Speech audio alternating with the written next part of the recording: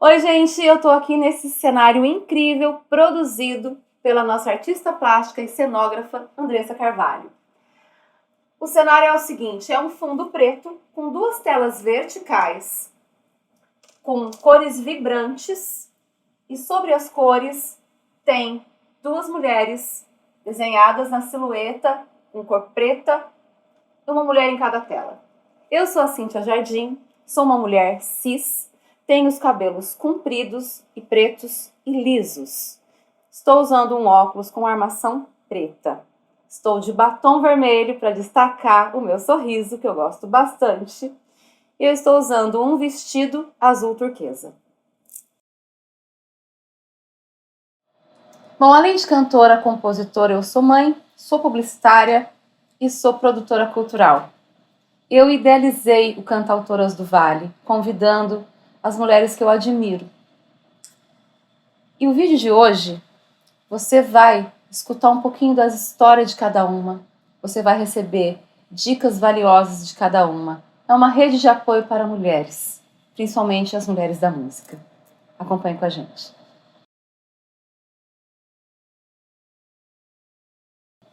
Eu vou contar um pouquinho da minha história para vocês. Desde muito pequena, eu sabia que eu ia ser artista. Eu gostava de desenho, eu gostava de pinturas em geral, eu gostava de livros, de literatura, eu gostava de teatro, eu gostava de música. Mas aconteceu um fato na infância de ver uma professora tocando um violão e cantando, e eu falei, vou ser cantora. Isso com 9 anos de idade. A família achava bonitinho essa época. Mas aí a gente vai crescendo, vai estudando, e no final do ensino médio, na minha época chamava colegial, a minha família me pressionou, você vai fazer uma faculdade. Era comum ali na minha família, meus primos, meus irmãos, todos fizeram faculdade, então você vai fazer faculdade. Ah, mas eu quero fazer artes plásticas. Não, você tem que escolher um curso aqui de São José dos Campos. Um curso que tem aqui. Ixi, e agora? Fui ver a lista de cursos que tinha aqui na Universidade de São José dos Campos. E o mais próximo de criação, de criatividade que tinha era publicidade e propaganda. Eu fiquei um pouco aborrecida. Fui contrariada, mas eu fui. Eu fiz a faculdade, me formei. Mas durante a faculdade, no primeiro ano, eu queria contar para vocês que eu já tive a oportunidade de fazer um estágio. Nesse estágio eu era propagandista de laboratório farmacêutico. Trabalhei em vários laboratórios. E os laboratórios farmacêuticos sempre deram muitos cursos, workshops sobre estratégia de marketing, estratégia de vendas. Então aquilo foi agregando para mim.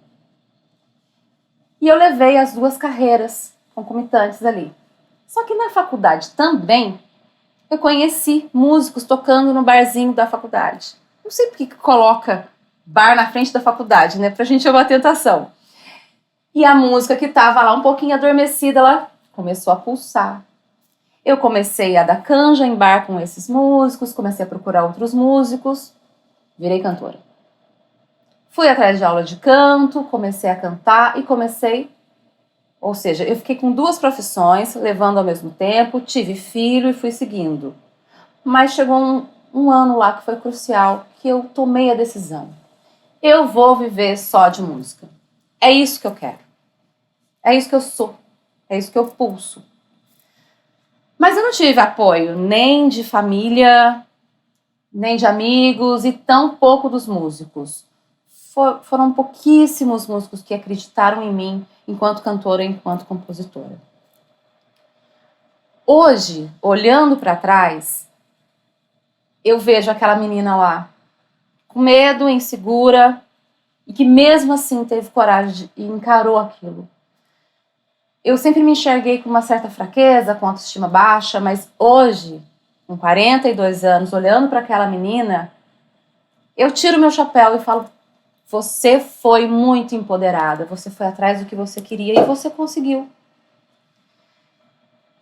Bom, a minha carreira foi seguindo como cantora e eu fui hoje eu também percebo que eu fui aplicando aquelas estratégias de marketing, de vendas que eu aprendi na época da faculdade, nos estágios que eu fazia, como propagandista, eu fui aplicando na minha carreira musical.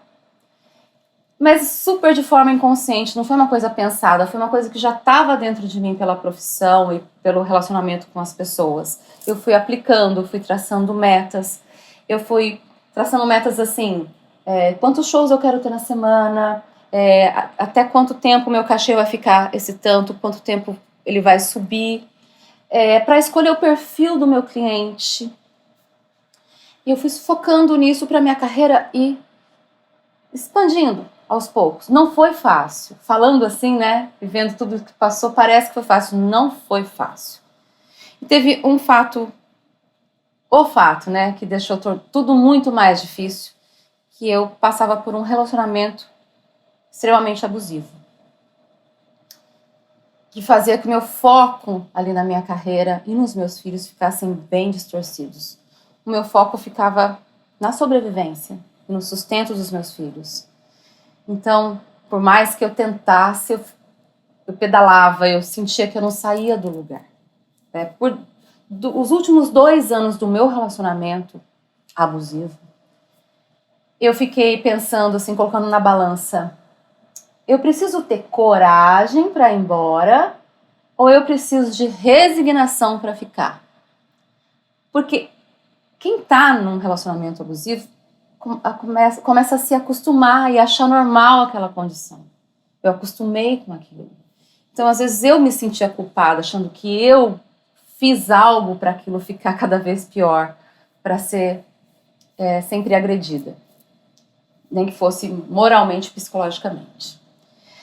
Bom, mas em 2015, eu tirei força, não sei te dizer da onde, e eu resolvi me libertar desse relacionamento abusivo. E uma das lembranças, assim, melhores que eu tenho na vida foi da primeira manhã que eu acordei numa casa longe desse ex-agressor.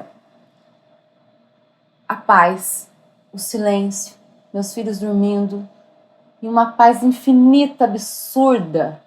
Foi a melhor sensação, uma das melhores sensações que eu já senti na minha vida.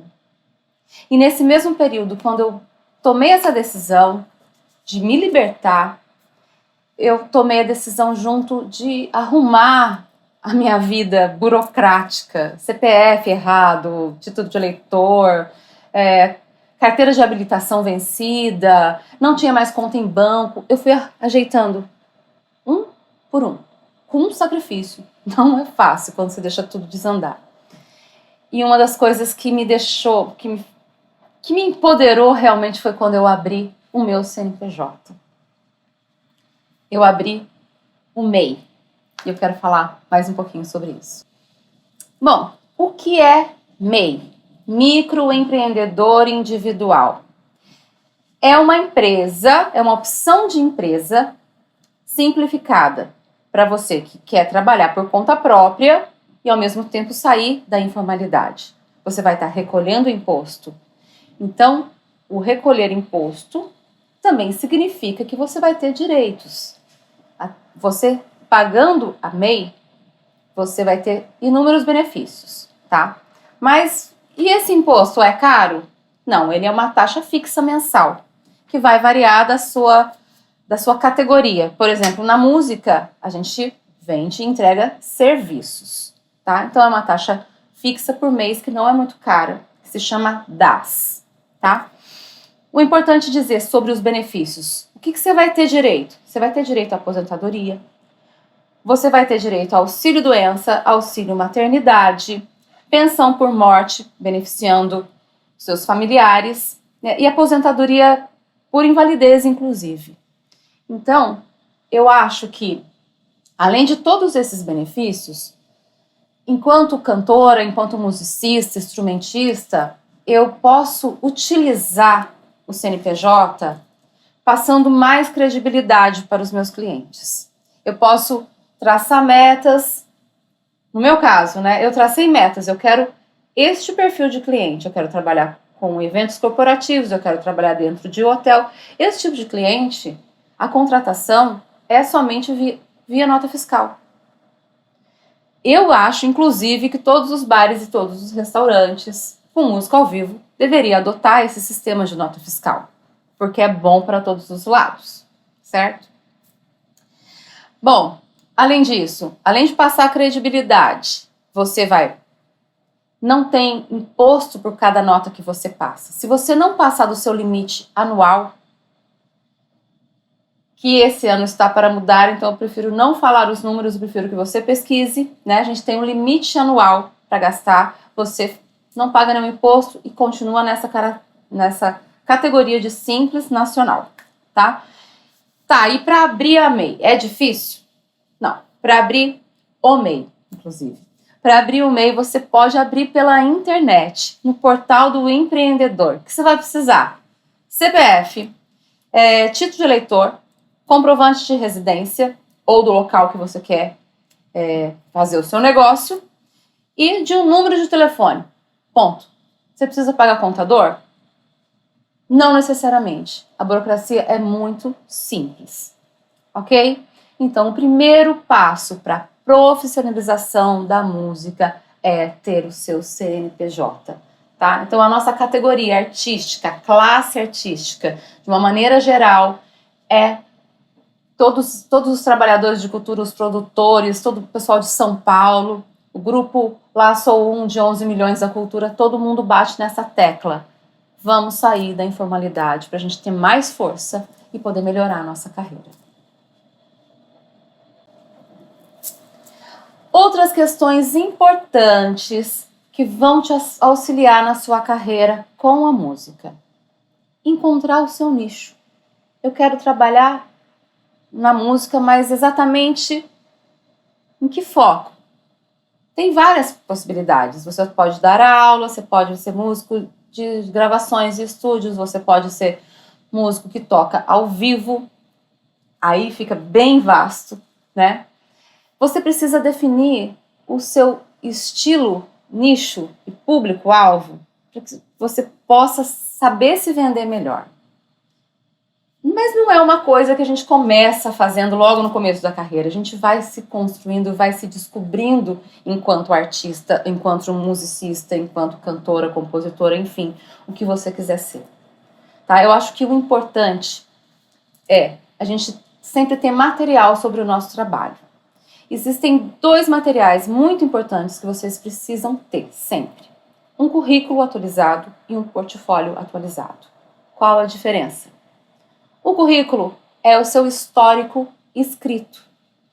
Se possível, manter uma certa ordem cronológica para as pessoas entenderem o que aconteceu, você estudou o que, aonde, quando, quais foram os shows mais importantes, os festivais, participações, o que você está realizando agora e também o que você pretende realizar daqui a pouco, quais são as suas metas. Tudo escrito. Tá? De maneira clara, objetiva, sem enchimento de linguiça. No seu portfólio, você vai seguir o histórico do seu currículo, só que dessa vez você vai estar incluindo imagens. Você pode printar suas redes sociais e colocar o link. Você pode colocar fotos de show, foto de ensaio, foto de participação. Você pode colocar certificados de cursos.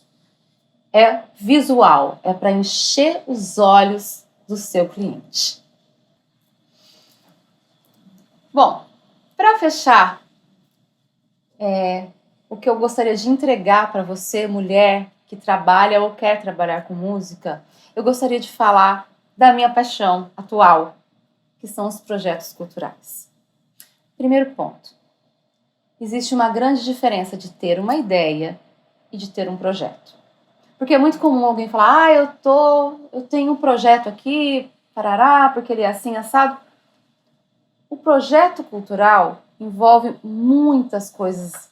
Ele precisa ter muito corpo para ser um projeto. A ideia, de ideias você consegue fazer grandes projetos, tá? O que é importante ter num projeto cultural?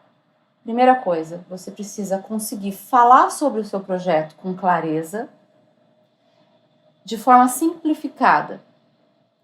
Para quem, para quê, por quê e onde.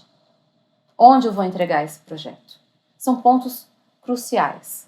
Você precisa pensar também em objetivos específicos, objetivos gerais, a justificativa, né, que é o porquê que eu estou fazendo isso. Você precisa pensar também no tempo de execução que você precisa para elaborar, né? Dentro desse tempo de execução, você vai contar a pré-produção, a produção, a entrega do produto final, que pode ser várias coisas, e tem a prestação de contas também. Tanto das atividades que você realizou, quanto também da prestação de contas financeira. Falando em prestação de contas financeira, uma coisa muito importante é você conseguir visualizar toda a equipe que você precisa contratar para incluir na sua ficha técnica. E você não pode inventar um orçamento. Eu quero contratar a Denise Helena aqui do Oversonic, mas eu vou pagar para ela R$1.000 para ela fazer para mim 10 lives. Eu estou supondo o valor dela, eu não liguei para ela. Eu preciso ligar para as pessoas parceiras e falar, olha, eu tenho um projeto, quero te incluir, quanto que você cobra, ou tal valor, tal cachê é suficiente? Posso te incluir? Beleza. A pessoa concordou? Beleza. Por quê? Se você for aprovado, você vai precisar executar com aquela verba que você colocou. E para isso tem o planejamento financeiro, a planilha financeira ou planilha orçamentária. Cada projeto, cada edital a gente fala de uma maneira. Então é muito importante ter tudo muito bem definido. Cronograma, o tempo de execução, a sua planilha financeira, a sua ficha técnica, são os colaboradores que vão te auxiliar nesse projeto cultural. E saber falar sobre o seu projeto de forma simples, resumida, clara e direta. Tá, eu tenho um projeto cultural, o que eu vou fazer com ele? A gente tem algumas possibilidades, tá? Porque hoje em dia é muito difícil a gente chegar com um projeto cultural, bater na porta de uma empresa e falar, você me dá uma força? É difícil. Para isso existe duas coisas. Existe os editais diretos. Editais é o mesmo que licitação, tá? Existem editais municipais, existem editais estaduais, como o PROAC. Existe também as leis de incentivo fiscal, que é diferente do edital. O edital já tem a verba direta, a verba que saiu da prefeitura ou do estado. Pela lei de incentivo, você aprova o projeto, mas você recebe uma carta que você está habilitado para captar recursos. A partir dessa carta, você vai procurar um patrocinador. E esse patrocinador vai deduzir o seu imposto para te patrocinar. Existe o PROAC ICMS, existe a famosa Lei Rouanet. Aqui em São José dos Campos, a gente tem a LIFE, Lei de Incentivo Fiscal, também. Eu vou procurar deixar vários links aqui no descritivo desse vídeo para que você possa tirar mais dúvidas. E pode me procurar nas redes sociais e me chamar que eu tiro a sua dúvida, tá bom? Um beijo para vocês e até a próxima. Curtam as outras meninas maravilhosas.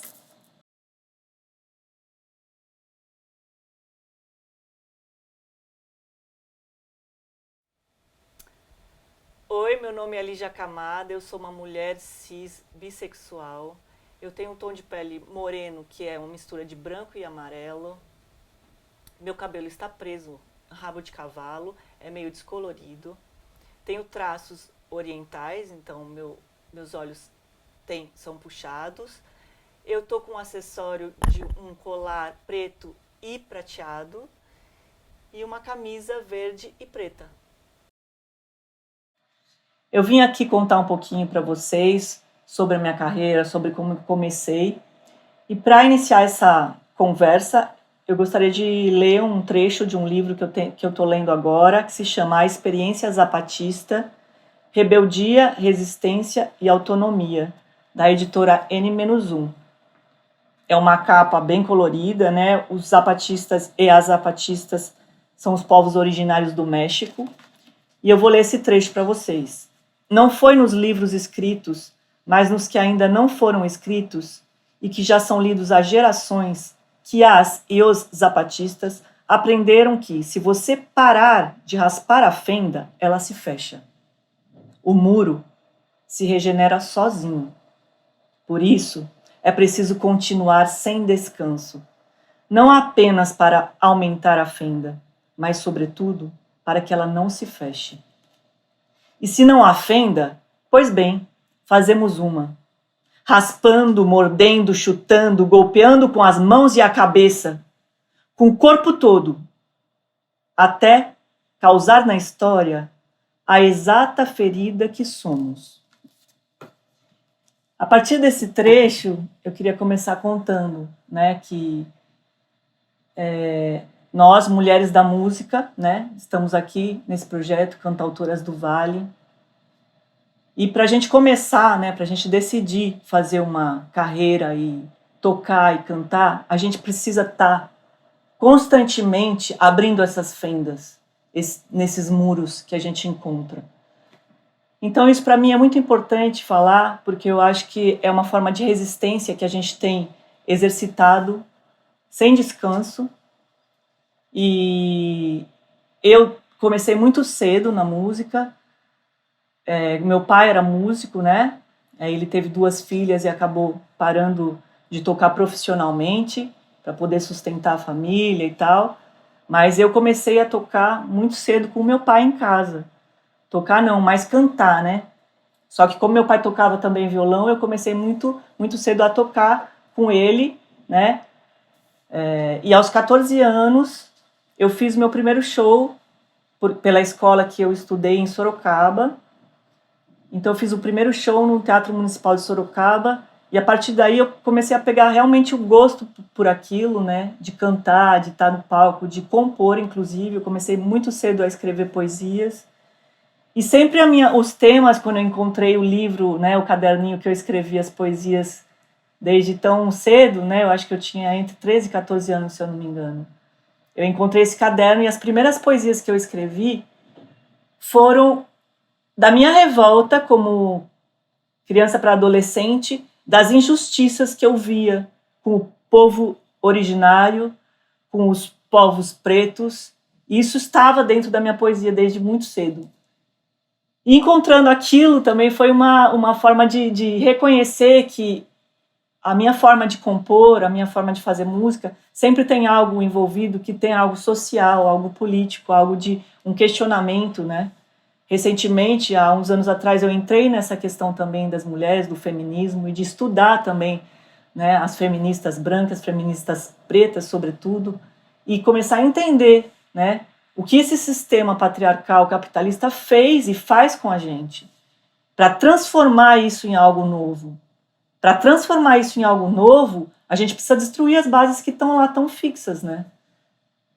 E eu acho que fazer a arte, né, por nós mulheres, é uma forma também, né, de uma luta e de um comprometimento também com essa luta que é ter nas equipes, né, como nesse projeto tem muitas mulheres na equipe, isso é importantíssimo, porque não é só questão de estar no palco e as artistas que precisam desse espaço, né?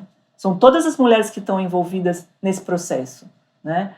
Então eu venho lutando nos últimos anos bastante para que, não somente nos meus projetos, mas nos projetos que eu acompanho, né, as produções que eu faço parte, seja em equipes, né, de teatro, de dança ou de o que quer que seja, né, que a gente se atente para essas questões, né. Enfim, eu comecei, como eu falei, muito cedo, fui desenvolvendo, fui aprimorando, né, fui estudando, não somente a questão vocal, mas também a questão harmônica, melódica, rítmica, né? Estudei em boas escolas, tive essa oportunidade e esse privilégio de poder estudar, né? Por isso eu acho também que é um compromisso de compartilhar isso com outras mulheres, que é o que eu tenho feito ultimamente. Então, usar também esse nosso privilégio, né? O privilégio que eu tenho, por exemplo, para poder também trazer consciência e trazer algo de novo também nesse processo todo, né? Nesse percurso, eu fui tocando em bandas, eu tive a chance também de ter um pai que era músico e nunca me colocou nenhum tipo de freio, né, para que eu seguisse, né, na música, para que eu seguisse estudando, para que eu seguisse cantando. Ele nunca chegou a falar, não, você tem que fazer isso, tem que fazer aquilo, nem minha mãe, nem meu pai. Então isso eu acho que é também um privilégio, né, de poder ter esse impulso familiar para que eu não desistisse, né? Porque dificuldades a gente encontra nesse caminho, né? Sempre. E como mulher ainda mais. Então eu fui seguindo isso, fui estudando, fui cantando. O meu primeiro festival foi um festival que eu fiz em São Paulo. A gente ganhou o primeiro lugar num festival que era de música autoral, que era uma música minha com a banda que eu estava na época. Isso eu não sei, mas eu imagino que eu devia ter entre uns 16 e 17 anos. E daí eu não parei mais, assim, de tocar em pequenos grupos. Depois eu fui para o teatro, né? Toquei no Teatro Oficina, fiz a peça Os Sertões, né? Também no Teatro XPTO eu fazia a sonoplastia, fazia toda a parte de instrumental ali, né? De instrumental e vocal também, né? Mais a percussão mesmo, que eu desenvolvi mais a questão da percussão. Apesar de quando eu compunha, sempre componho com o violão, né? Na maioria das vezes. Mas a percussão foi um amor que eu tive mesmo, assim, pela percussão. E comecei a desenvolver essa parte rítmica, porque eu conecto muito também a questão vocal com a parte rítmica, né? Eu acho que não tem como, assim, a gente separar a importância dessa questão rítmica mesmo, né? E a partir daí também fui desenvolvendo, não só em grupos, né? A questão eletrônica, que sempre, talvez também, né? Por uma questão de cultura mesmo também, né? Os orientais têm uma tendência também, essa coisa do eletrônico, né? De forma geral. Então, eu sempre me interessei, comecei a me interessar por sintetizador, pelos programas de som. No momento que eu estava vivendo na Europa, eu consegui comprar, né, um computador, uma plaquinha de som, né, um bom fone de ouvido, para começar a trabalhar, e o programa Logic, que é o programa que eu comecei a desenvolver e estudar. Então, com esse programa, eu comecei a poder também gravar minhas próprias ideias. Isso eu acho uma coisa muito importante para as mulheres, é ter essa independência. Não depender de ninguém para te gravar, né? Você mesma conseguir ter as suas composições e se gravar, porque essas ideias são essenciais para você depois, sei lá, se você quer gravar, fazer um disco e tal, essas ideias, essas criações que a gente vai tendo, é importante que a gente registre. Mesmo que não for algo oficial ou o resultado final, né? Desse disco, é importante que a gente tenha essa autonomia de poder se gravar. Então isso é uma coisa que eu senti muito forte, assim, e comecei a fazer isso, comecei a desenvolver. Não foi fácil, né? Muito vídeo do tutorial de YouTube, todas essas coisas para poder entender, né, como é que funciona essa lógica, porque para quem nunca mexeu não é uma coisa fácil, né, também, não é tão fácil, né? Depois vira uma coisa mais intuitiva, depois que você já conseguiu desenvolver em um programa, fica mais fácil você desenvolver em outros, né? Mas essa questão para mim eu acho muito importante, ter um microfone bom, mas também tem isso, né? É um privilégio quem pode comprar esse tipo de equipamento que também não é barato, sabe? Então, tudo isso eu acho que envolve também um desenvolvimento que eu acho que a educação, né, nas escolas e tudo, teria que dar um apoio bem maior também para que não só mulheres, mas no geral, né, para que a população tivesse mais possibilidade, né, de poder desenvolver, seja na carreira que for escolher, né. Mas enfim, desenvolvendo tudo isso, eu consegui começar a gravar minhas músicas, que desenrolou no meu primeiro disco solo, né. Na Europa eu tinha ido com um trio, né, quando eu fui para a Europa fazer a turnê, foi com um trio, então a gente fez alguns shows lá, a gente fez uma turnê legal lá, e foi com um disco autoral também, só que não fui eu que gravei, né, foi um dos meninos que gravaram, que fizeram toda a parte da produção e tal. Então, quando eu voltei para o Brasil, foi o primeiro disco autoral que eu gravei, que eram composições minhas e que a base, né, das produções tinha sido feita em casa. E também gravei com o Salve as Camadas Lyrics, que inclusive a gente fez alguns vídeos aqui, mesmo onde a gente está gravando hoje. E também com o Salve as Camadas Líricas eu desenvolvi mais essa parte eletrônica, né? Então eu tocava mais o sintetizador, tudo isso. E, enfim, eu comecei a fazer também, ser chamada para fazer trilhas sonoras, né? De espetáculos de dança, de teatro, obras audiovisuais. Isso é uma coisa que tem me agradado muito, né? Essa mistura também de linguagens, de não ficar só restrita à música, à composição, à cantora, tal, que, né, sempre a mulher é vista aquela que é cantora, né? Nunca é instrumentista, a produtora, nunca é, né? É difícil. Cada vez a gente está vendo mais, né? Então isso é muito, muito positivo. Mas é todo um caminho que a gente está tendo que fazer, né? E aí também essas produções têm me alegrado muito, porque é uma forma, eu adoro fazer camadas de sons. Então eu faço camadas vocais, é uma coisa que me, sei lá, acho que sobretudo da pandemia, né, foi mais ainda desenvolvendo essa questão, que é de fazer vozes vozes sobrepostas e sons diferentes. Então tem instrumentos também que eu utilizo que são com uma sonoridade mais oriental, né, indiana, né, eu uso a tampura, que é um instrumento mais indiano mesmo, metalofone, que já vai para mais uns harmônicos, né, são instrumentos que eu gosto também de utilizar, flautas, então é tudo isso que eu, fora os elementos eletrônicos que eu utilizo e os instrumentos mesmo que eu toco, né, que é o violão, estou estudando mais guitarra agora e a percussão de forma geral. Então é isso, eu acho que a gente está num caminho bom, no sentido de que eu vejo cada vez mais mulheres participando das produções e colocando a cara lá, e sendo, né, também colocando as próprias composições e não como uma cantora-intérprete, que nada desmerecendo isso, mas eu acho que também o fato da gente poder criar, né, nossas criações, a liberdade de criação é tão importante para a gente, é uma coisa que alimenta muito a nossa alma, né? E o fato de eu ter começado muito cedo escrevendo poesias, aquilo sempre me ajudou muito, não só a me deparar com os conflitos que eu encontrava no caminho, mas como também uma forma de me encontrar, me alimentar criativamente, né? Eu acho que a invenção, a coisa criativa, é o que alimenta a vida da gente e que faz com que a gente talvez não adoeça. Então, isso tudo eu acho muito importante e eu gostaria de compartilhar com vocês isso. É um pouco tempo que a gente tem aqui, mas é o que eu acho importante, a gente também se fortalecer, nós mulheres cada vez mais estarmos juntas para nos apoiar, nos ajudar, indicar outras mulheres para os trabalhos, né? Dar preferência para equipes que são majoritariamente femininas também, né? Seja mulher cis, seja mulher trans, né? Eu acho que isso, pessoas não binárias, eu acho que faz parte do nosso caminho de aprendizado, pessoas pretas, né? Eu acho que povos originários também, que eu acho que falta a gente ver essas pessoas nas produções, na arte, né? Então eu acho que isso tudo é muito importante.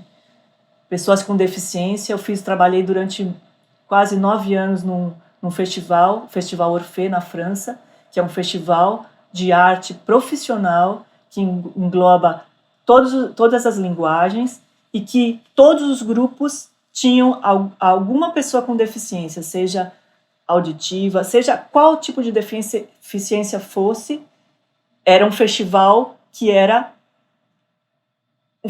que incluía essas pessoas e esses artistas. E não com uma coisa pejorativa, mas como uma coisa importantíssima. E vi grupos lá e me emocionei como nunca me emocionei, às vezes, em outras produções. Né? Então, acho que é isso. A gente precisa se abrir para sentir de verdade, né? Para sentir o que é importante em tudo, né? É isso.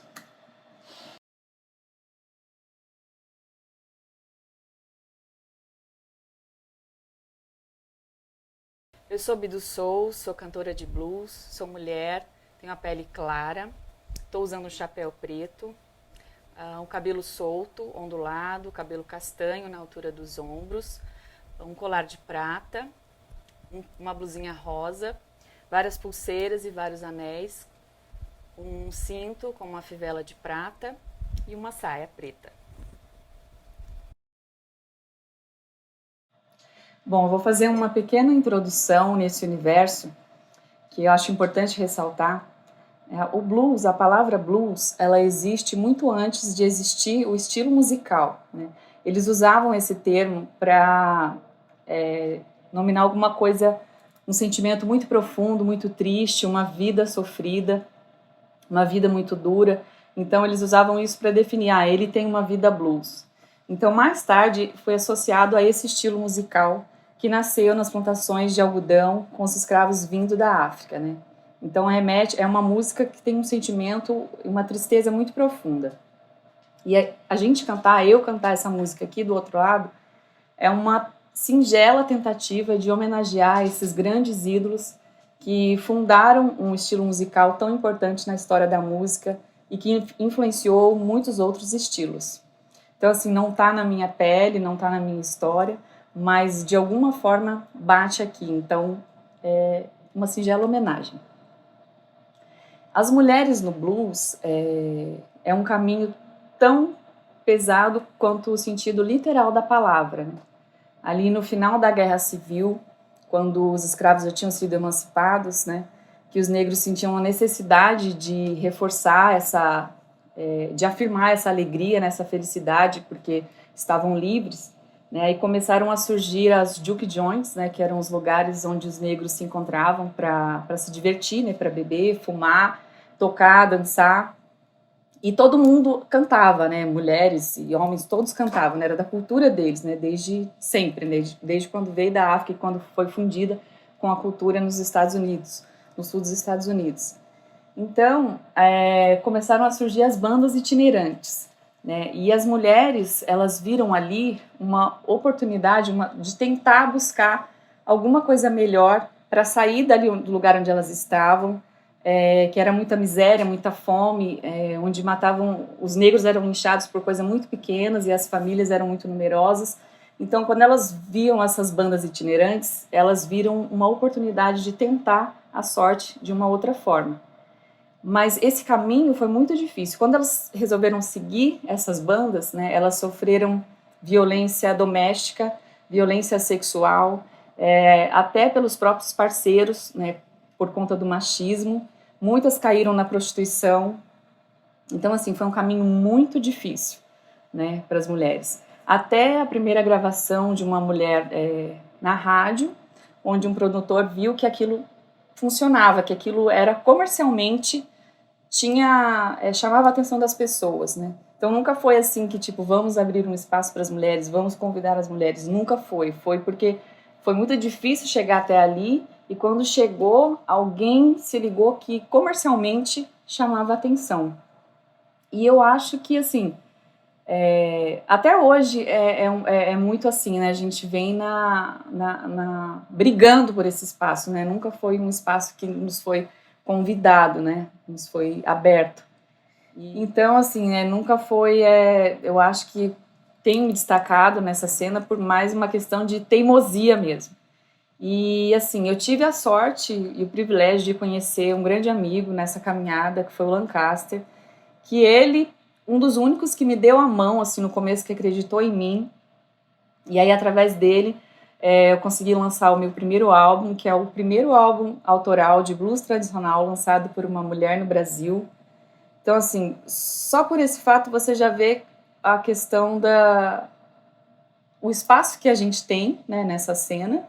E eu nem digo só na cena blues, eu acho que, no geral, né, é raro você ver uma banda só de mulheres, né, é muito mais, a guitarra é um instrumento masculino, a bateria, então não tem, assim, um instrumento feminino, né, foi imposto inconscientemente pela sociedade que o guitarrista tem que ser homem, que o baterista tem que ser homem, então, assim, esse espaço a gente vem brigando por ele, né. Então é isso, assim, eu queria reforçar, assim, que nunca foi fácil, né, esse caminho, e que a gente continue sendo teimosa, que a gente continue brigando por um espaço, e que existem mulheres muito talentosas, guitarristas maravilhosas, bateristas maravilhosas, não só no blues, mas na cena musical no geral, e a gente tem que chegar nesse espaço e tomar esse espaço que também é nosso. E eu queria aproveitar e falar também do meu álbum, que é o primeiro álbum tradicional de blues autoral lançado por uma mulher no Brasil. O álbum se chama Don't Wake Me Up Early e está disponível em todas as plataformas digitais, quem quiser conferir e compartilhar. É isso, eu estou muito feliz de participar desse projeto. Muito obrigada.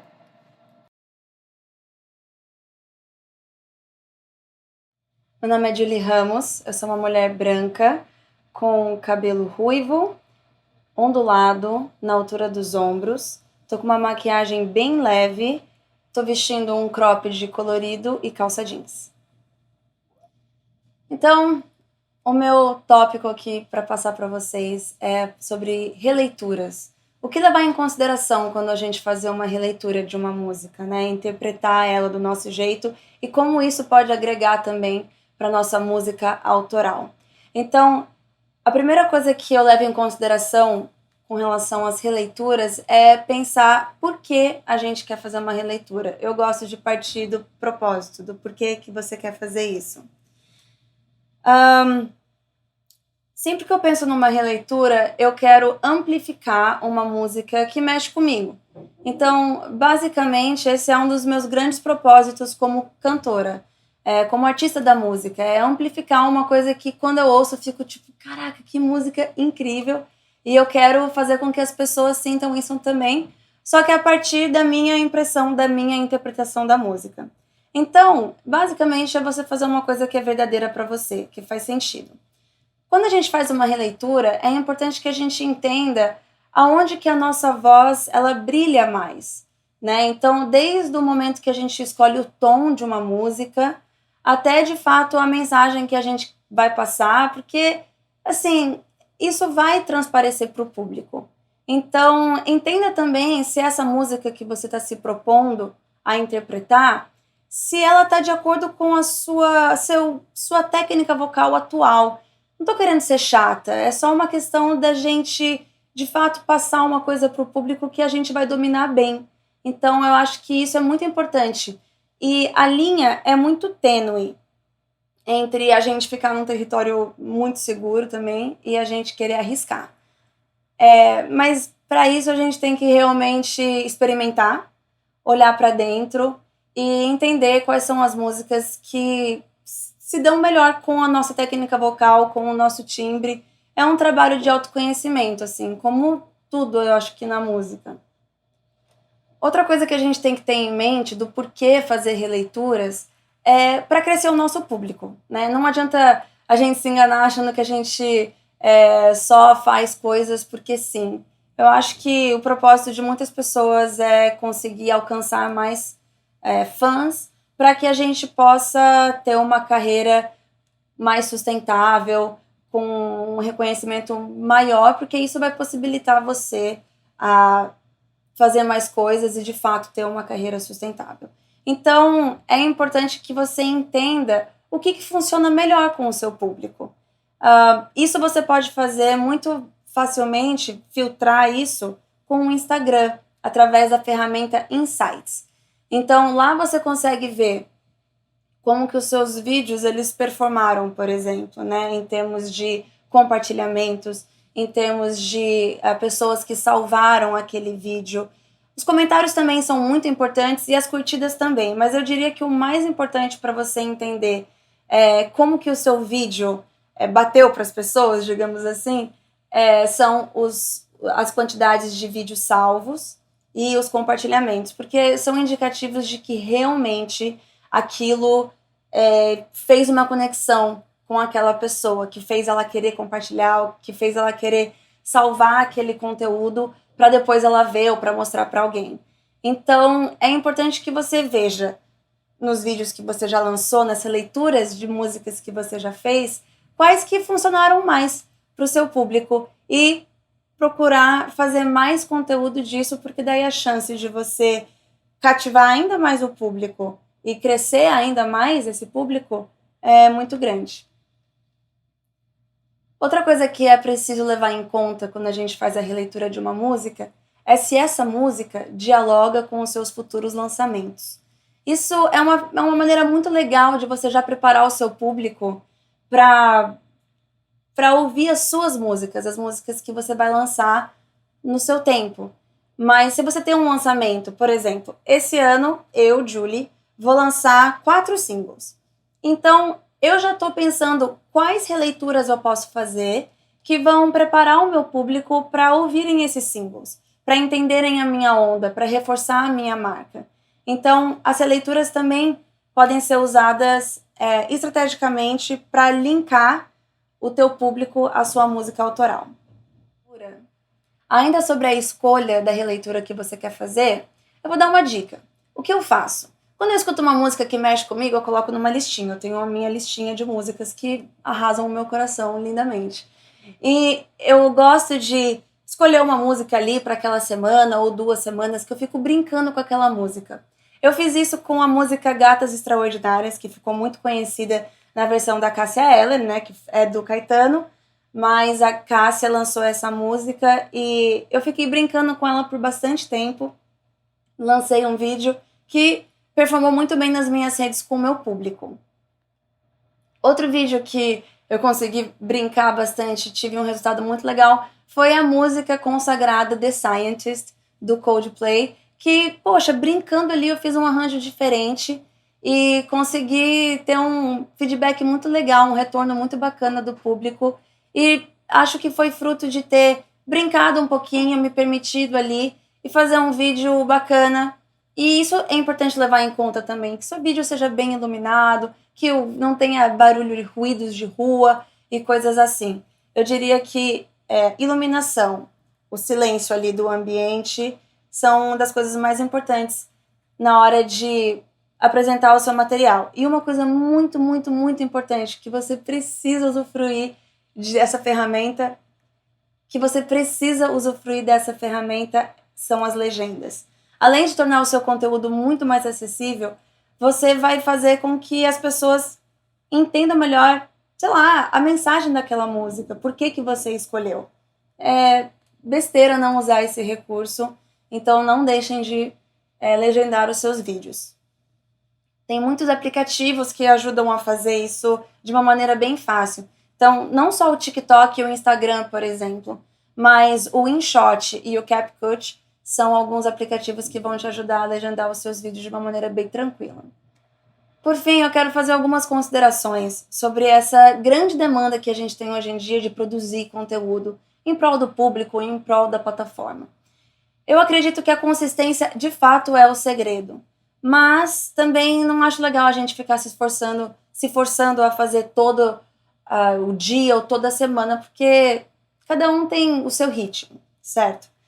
Então, eu acho que é mais jogo você fazer, às vezes, pouco, mas ser consistente, do que fazer muito esporadicamente também. Então, cria um hábito no seu público. E tem outra coisa. Você pode fazer vídeos curtos. Hoje em dia, a gente tem essa possibilidade. Fazer 30 segundos, fazer 1 minuto. Se você quiser fazer vários vídeos mais de músicas inteiras, faça séries. Por exemplo, vou fazer uma série de 5 vídeos de músicas que mexeram comigo ou de músicas que foram fundamentais durante a pandemia, que me salvaram, que me ajudaram. Ou músicas de 5 músicas de um artista que me inspira. Então faça séries, vai com calma, no seu ritmo, com a sua verdade. Eu acredito que essas dicas vão te ajudar a usar as releituras a favor da sua arte e se conectar com o seu público para que isso reforce a sua carreira e que você tenha uma carreira muito sustentável e próspera.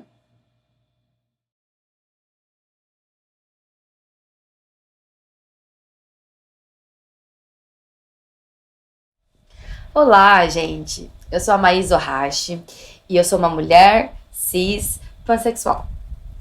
A minha cor da pele é branca e o meu cabelo ele é castanho escuro, ondulado e comprido. Eu estou usando uma maquiagem leve e a minha roupa é uma blusa de crochê na cor verde neon com várias flores coloridas e uma calça jeans. Bom, vamos lá. Eu como artista independente e artista também que contribui com o entretenimento, seja desde casamentos, de festas, de formaturas, eu achei pertinente falar um pouco sobre essa independência da gente saber um pouco como funciona. Desde o mercado, né, de certa forma, um mercado que fala sobre o artista independente, como fala sobre o artista que a gente chama operário da música. Então, essas eras que a gente vive é a era de grandes informações. A gente tem todas as informações às nossas mãos, porém, muitas das vezes a gente não sabe usar, ou às vezes não é algo intuitivo, ou às vezes são coisas que a gente terceiriza, que também tá tudo bem, tá tudo certo. Porém, eu gostaria de falar que, Quando a gente tem autonomia e a gente tem a independência sobre os nossos trabalhos artísticos, a gente consegue ter uma linguagem melhor para nos comunicar com todos os profissionais que estão ali fazendo o nosso trabalho. Então, eu como artista independente vou gravar um videoclipe, vou gravar um EP, eu tenho que me comunicar com técnicos, com diretores, com produtores, e assim como valorizar o trabalho deles, né? Como eu não posso fazer o trabalho deles muitas das vezes, algumas vezes a gente pode sim fazer algumas intervenções e agilizar alguns processos, tá? Então eu espero que isso seja de grande utilidade para vocês, e eu vou falar um pouquinho sobre cada coisa que, na minha visão, na minha carreira, nesses 20 anos cantando, tá fazendo diferença e tá me dando força para eu continuar trilhando aí o meu caminho nessa parte independente também como cantora e como compositora. Hoje em dia, todo mundo fala, vamos lançar um EP, vamos gravar um EP. Bacana, mas você sabe o que é um EP? Na verdade, do inglês, Extended Play. É uma diminuição, uma versão mini, uma versão menor do antigo LP, que a gente tinha 12 faixas, né? Até o CD também, ele seguiu tendo esse mesmo padrão de faixas. Então o EP, ele tem até de 4 a 7 faixas e uma duração média, no total de 30 minutos. Agora, por que eu tenho que saber ou querer gravar um EP? Se você é um artista independente, é importante você ter essa amostra do seu trabalho, principalmente das suas ideias como um todo, porque muitas das vezes o artista independente autoral também é um operário da música. Então as pessoas conseguem identificar o seu trabalho e saber qual tipo de trabalho eles querem contratar para o evento ou para a proposta, né, cultural que eles têm em mãos. Então, por exemplo, a gravação de um EP, a gente tem que estar atentos a algumas coisinhas. Como, por exemplo, garantir o nosso direito como compositor e registro da nossa obra. O registro da obra, gente, ela não é obrigatória, porque dependendo dos casos, cada caso vai ser identificado e vai ser atribuído fatos para que essa obra seja de fato considerada sua. Porém, a gente sabe que o seguro morreu de velho. Então a gente pode sim fazer um registro ou na Biblioteca Nacional ou na Escola de Música da UFRJ, no Rio de Janeiro. Esse registro pode ser feito por meio de letra, por meio de partituras e arranjos, que também não é obrigatório você fazer por meio de partitura. Porém, quanto mais completo o seu registro, né, quanto mais informações tiverem da sua obra, é mais fácil e mais importante se você tiver lá na frente enfrentar um problema judicial.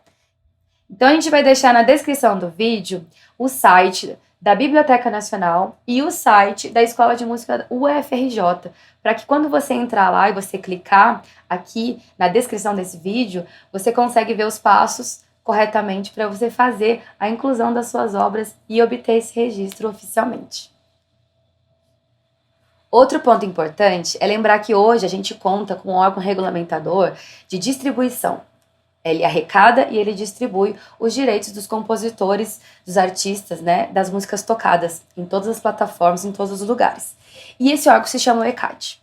Para você conseguir receber algo que foi arrecadado de uma obra tua, você precisa estar afiliado em uma dessas instituições, que na verdade são associações, né, que elas administram o ECAD. Então elas se chamam Abramos, Amar, Assim, SBACEM, Socimpro e UBC. Nós vamos deixar aqui também na descrição do vídeo um link para que você clique e você possa ter mais informações sobre essas associações e ver qual você se identifica mais. Você se filiando a uma dessas associações, você já está apto a receber a arrecadação que o ECAD fizer da sua obra. Bom, decidi gravar o EP, separei as músicas, registrei as minhas obras e com certeza vai bombar, então eu estou apta para receber as minhas arrecadações. Agora eu tenho que pensar, qual opção? Como eu vou gravar esse EP? A gente sabe que hoje em dia existem vários tipos de home studios, os estúdios também ficou mais acessível por conta da democratização da informação, que é a era que a gente está hoje, porém a gente tem que ver o que cabe ao nosso bolso, ao nosso tempo. E conforme eu disse, a independência de você poder ter a mesma linguagem para conversar com quem vai produzir seu trabalho, às vezes vale de você estudar um pouquinho em casa, ter um home studio e conseguir passar mais essa ideia para um produtor, para um técnico de som e para todos os profissionais que existem, que são responsáveis para trazer um som, uma obra de arte, né, um videoclipe, a vida que vocês conhecem hoje em dia como internet.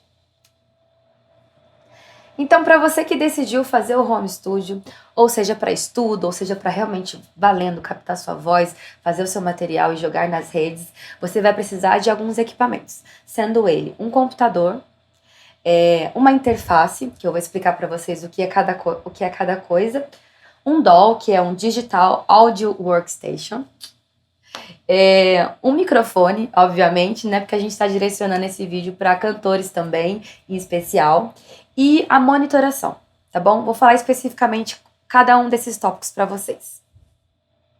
O computador, ele pode ser um notebook ou ele pode ser um CPU, que é esse computador que às vezes a gente usa em casa, ou então hoje as grandes empresas que precisam de maiores desempenhos acabam usando o CPU. Para isso, você precisa estar atento a algumas informações, como por exemplo, o computador, ele pode ter qualquer sistema operacional. A gente tem que estar atento ao processador que ele vai ter, ao HD que a gente vai colocar nele, e a placa-mãe e a memória RAM. São informações específicas, porém, quando você for montar o seu computador, aí você consegue ter acesso a uma pessoa que tem essa linguagem e ela vai te ajudar melhor. Mas, basicamente, o processador, ele vai te ajudar a fazer várias coisas ao mesmo tempo.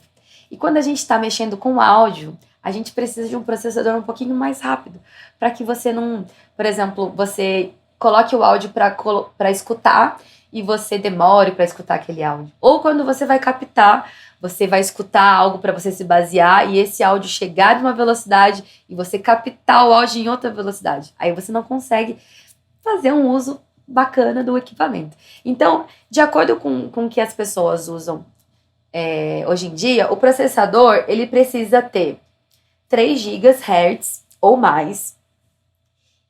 Aliás, desculpa. Hoje em dia, o processador, para fazer o trabalho com áudio, ele precisa ter o desempenho acima de 3 GHz ou mais. Aí vai de acordo com o seu bolso, porque, obviamente, um processador melhor, que vai desempenhar mais rápido, ele vai custar um pouco mais caro. Bom, seguindo, a gente precisa prestar atenção também no HD desse computador. O HD, na verdade, ele vai transferir os arquivos, né, os dados, como as pessoas dizem, em tempo real. Então, você imagina, você abrindo um programa para você editar o seu áudio e você precisar puxar uma voz de outro lugar, você vai precisar puxar um outro instrumento. Então, a capacidade dessa leitura vai ser de acordo com o HD que você tiver. Então, é recomendado que o HD tenha, em média, 7.200 rotações no mínimo e também um mínimo de espaço de 1 TB. Aí vai depender muito que tipo de áudio você vai mexer. Então, vamos falar de áudio. Eu vou fazer covers pro YouTube. Então, eu vou pegar um áudio, que vai ser a minha base, um violão tocando, um piano e a minha voz. Então, você basicamente vai trabalhar com um processador que precisa do mínimo, porque você vai mexer com 2 faixas, 3 faixas no máximo. Agora, você imagina uma pessoa que vai produzir uma banda ou uma orquestra, um coral, que vão precisar mexer com, 30, 40 faixas ao mesmo tempo. Então, o desempenho vai ter que ser muito maior. Daí, obviamente, você vai falar isso na hora de você for adquirir um computador, que o seu desempenho vai ser baixo, ou vai ser alto, ou vai ser médio. Bom, aí tem a memória RAM, que geralmente eles recomendam que ela seja com uma transferência de dado alta, ela tenha pelo menos 8 GB. E aí eles recomendam também que não seja um cartão inteiro de 8 GB, que você compre 2 cartões de 4 GB, para você ter a possibilidade, se acontecer alguma coisa, você poder trocar e você não perder muito arquivo. Mas a memória RAM também, ela está relacionada com a transferência de dados. Então, vocês perceberam que quando você vai mexer com áudio, principalmente com edição de áudio, você vai estar sempre transferindo dados de um lugar para outro. E você vai estar convertendo o áudio que você está ouvindo acústico para algo digital. Então, são muitas transferências. O computador ele precisa ser um computador um pouquinho melhor na questão de desempenho. Mas aí, você tendo essas informações, você consegue montar um computador bacana, com peças bacanas, e que te traga um desempenho legal para o que você for fazer em relação ao áudio. E por último, e não menos importante, é a placa-mãe. E a placa-mãe ela tem que ser compatível com todos esses outros adereços que você for comprar. São detalhes um pouquinho mais específicos, porém, quando você levar isso a uma loja, a uma pessoa especializada, faça questão de dizer o quanto você vai utilizar essa máquina, que é para edição de áudio e que você precisa de um processador um pouquinho melhor do que a gente compra um notebook para usar só para acesso à internet ou usar só para trabalhos escolares, tá bom?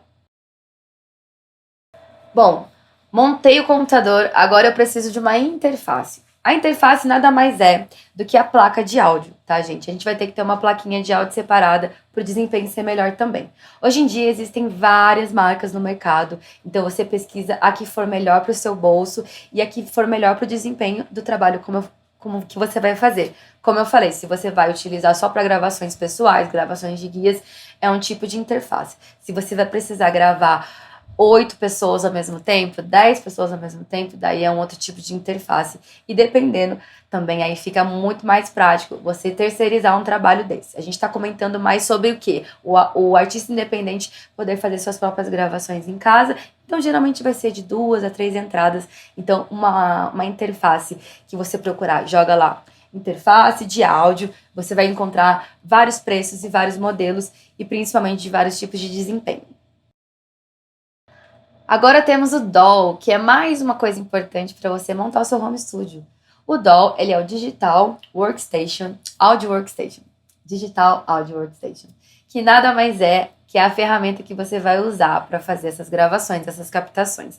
Só que é a ferramenta digital, que vai ficar lá no computador. Então ela é como se fosse... Ela é um programa de edição de áudio. Hoje em dia existem vários programas de edição de áudio no mercado também. Todos eles dependem muito do tipo de desempenho que você vai querer. Hoje em dia tem um programa que é gratuito e eu acho bacana a gente acessibilizar isso, né? Ele se chama Reaper. Então a gente vai deixar aqui também na descrição desse vídeo que você consegue um programa original, que você está usando algo original que protege os seus dados e você não está pagando muito caro por isso. Então isso já é uma acessibilidade bacana também. Além de que você pode escolher qualquer programa de edição, porém eles têm um valor e você renova essa mensalidade, né? Como se fosse, na verdade, é um valor por ano que você paga e você renova a cada ano. Então aí você tem que ver também qual é a proposta e o que você pode pagar.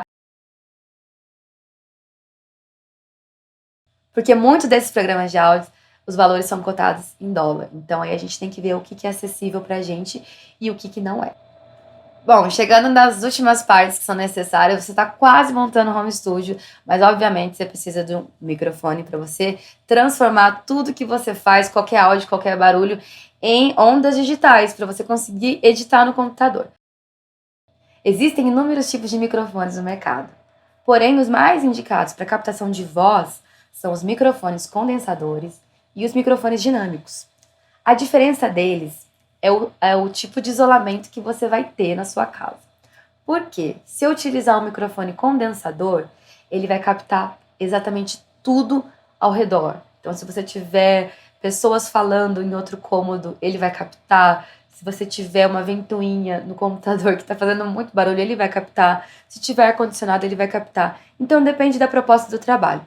Porém, na minha opinião, um microfone dinâmico, ele serve para fazer o mesmo tipo de trabalho e ele isola um pouco mais, então ele não vai captar tanto ruído ao redor. E você vai facilitar o seu trabalho na hora de você editar, você não precisa ficar limpando tanto toda essa captação que veio com barulho de chuva ou com barulho de cachorro latindo, passou alguém na rua, porque isso acontece, afinal a gente está produzindo em casa, né?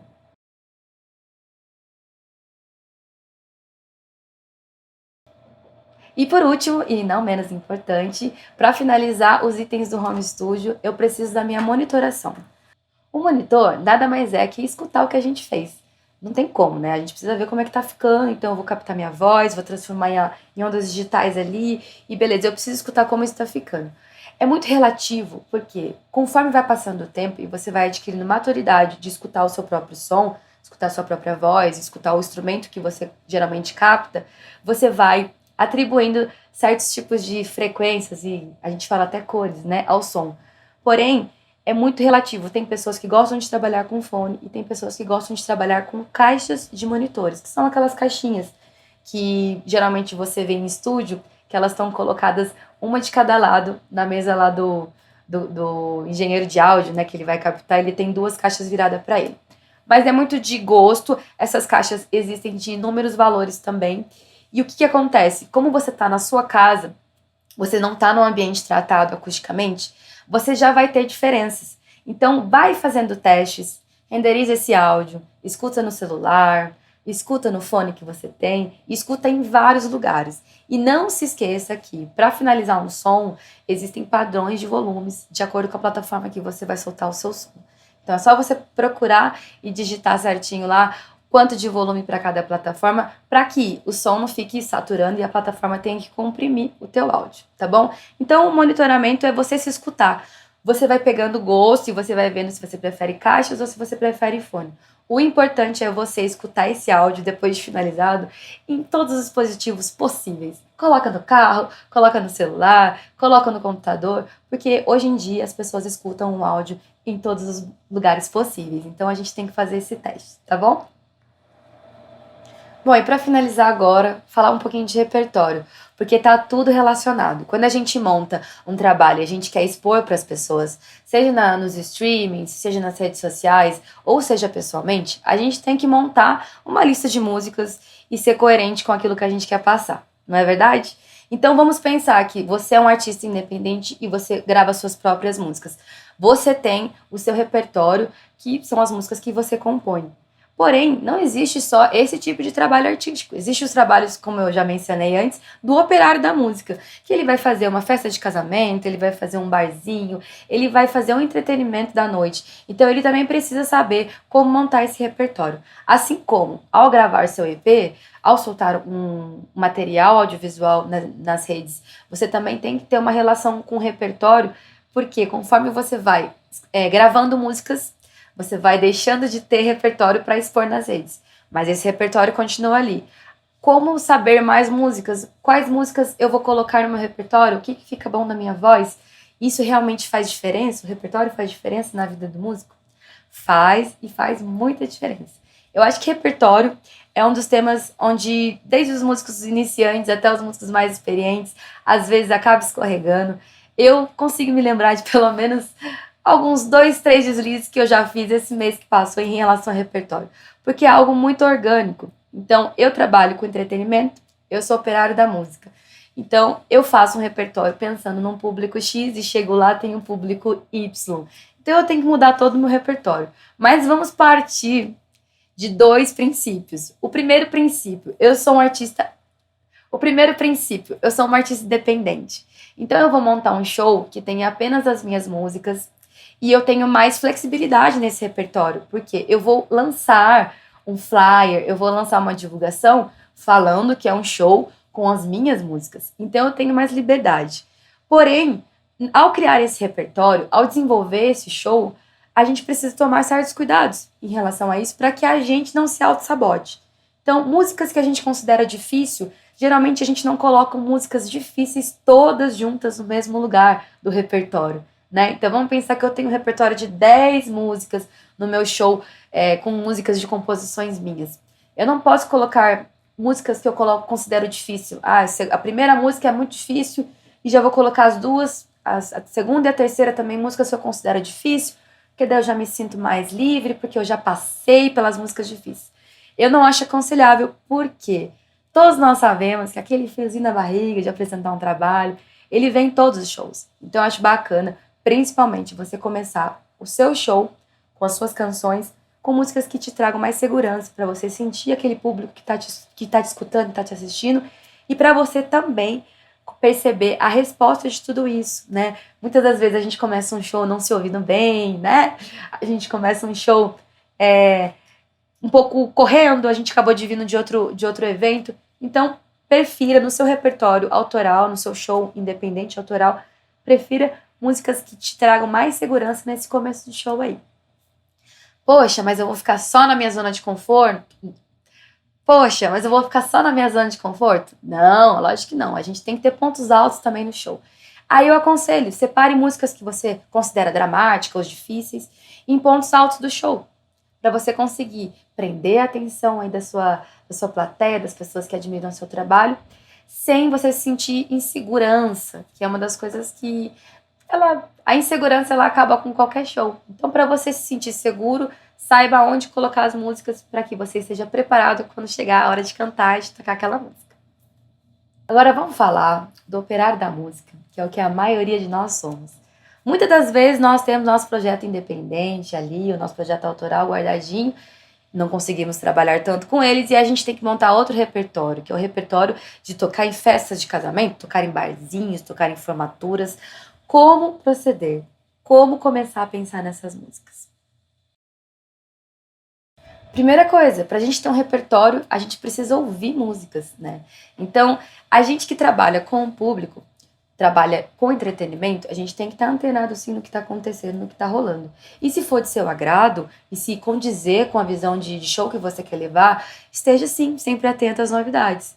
Isso é uma das partes legais que deixa o seu show dinâmico. No caso, vou me apresentar num barzinho, vou me apresentar para pessoas que estão ali, que eu sou coadjuvante desse momento. Então, torna o ambiente agradável. Isso é bacana. Tenha em mente também a faixa etária do seu público e a quantidade de tempo que você vai tocar.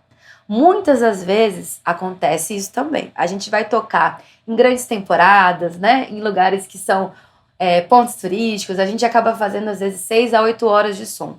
Daí não tem problema, né? Porque é um público rotativo. Quem estava ali no começo nem está no final mais. Aí vale repetir o repertório. Mas dependendo do tempo de show que você vai fazer, poxa, não precisa repetir música. Dá para você tocar várias músicas diferentes e ser bem coerente também para trazer essa atenção do público para o seu trabalho, a valorização do estabelecimento e sim, a música em si como coadjuvante, mas fazendo parte daquele momento bacana. Então tá, separei as músicas que eu quero tocar, eu vou fazer um barzinho. Agora, como que eu divido esse repertório? Eu vou tocar Léo, assim, a música... Zé Ramalho agora eu vou tocar Tiaguinho, vou tocar um sertanejo. Bom, gente, há um critério? Não há um critério, mas eu acho que fica mais harmônico. Aliás, todos nós que fazemos isso há muito tempo, a gente acha que fica mais harmônico fazer setzinhos. A gente fala como se fosse bloquinhos. Então, eu vou fazer algo que envolva vários estilos musicais. Eu faço blocos. Eu tenho meu bloco de música lentas, eu tenho blocos de músicas internacionais, eu tenho meu bloco de músicas animadas. E dentro desses blocos, você separar geralmente já uma sequência. Então, quando eu for entrar nesse bloco aqui de internacional, eu já vou colocar essas 3 aqui na sequência, que fica bacana. Eu, particularmente, eu não gosto daquelas pausas longas que que a gente acaba fazendo quando a gente está tocando em um evento, a gente acaba tendo que pensar na próxima música. Então, isso também é elaboração de repertório. Se eu tenho meu repertório pensado ali, eu não preciso fazer essas grandes pausas. Poxa, mas aí fizeram pedidos, como que eu faço em relação a isso? Vai atrapalhar ali o meu planejamento? Os pedidos, minha gente, a gente pode fazer sim, não tem problema nenhum. Porém, eu acredito que seja legal você intercalar esses pedidos, recebendo, e você faz na hora que você se sentir confortável e sentir a abertura do público. A gente não tem a obrigação de fazer o pedido logo que chegou ali. E muitas das vezes acontece isso. E acaba tirando um pouco do foco, né, do que a gente quer apresentar ali. Uma trilha sonora para as pessoas se divertirem ou se alimentarem e ficar atendendo certos pedidos que às vezes não são coerentes para aquele momento. Então você está tocando, você tem um planejamento do seu repertório e você tem sim a autonomia de atender um pedido ou não e na hora que você quer atender esse pedido, para não atrapalhar o seu cronograma ali que você planejou. Bom, aí eu vou atender um pedido, é uma música que eu estou insegura de executar. Vale a pena executar uma música que eu estou insegura só para atender um pedido? Não vale a pena, gente. Não vale a pena. Eu já passei muito por isso. Às vezes você quer agradar uma pessoa, você desagrada o estabelecimento inteiro. Porque você não tá seguro cantando aquela música. Às vezes você nem sabe. Você só ouviu essa música uma vez, você vai tocar só o refrão dela. Eu acho melhor não fazer. Porém, é lógico que tem sempre um jeitinho bacana de falar: olha, próxima vez que eu voltar aqui, eu trago essa música inteirinha, estudada e bonita pra você. Mas vamos ser bem sinceros, você sendo um músico que compõe, que se auto-acompanha, instrumentista, ou você sendo um operário da música, você sendo um músico independente, tudo isso não faz com que você tenha que tocar músicas que você não se sinta confortável e não sinta que isso é a verdade do seu trabalho. Então, tenha portfólios que reflitam o tipo de show que você quer levar para os lugares, para que as pessoas que vão te contratar saibam o tipo de música que vai ser tocado lá. Porque daí, muitas das vezes, acontecem situações desagradáveis de você ter um repertório, a pessoa que te contratou não entendeu o seu repertório e achar que você faz todas as coisas que todo mundo faz, e basicamente algumas pessoas sim fazem de tudo, e leva para casa um show que as pessoas não querem ouvir. Então isso é muito desagradável. Então a gente tem que estar preparado para quê? Para exemplificar, para mostrar como que é o nosso trabalho. E como que a gente mostra como é o nosso trabalho? Tendo um repertório bem definido. Então não tem problema nenhum eu querer definir, eu vou ser um músico que eu vou tocar rock, vou tocar samba e vou tocar MPB.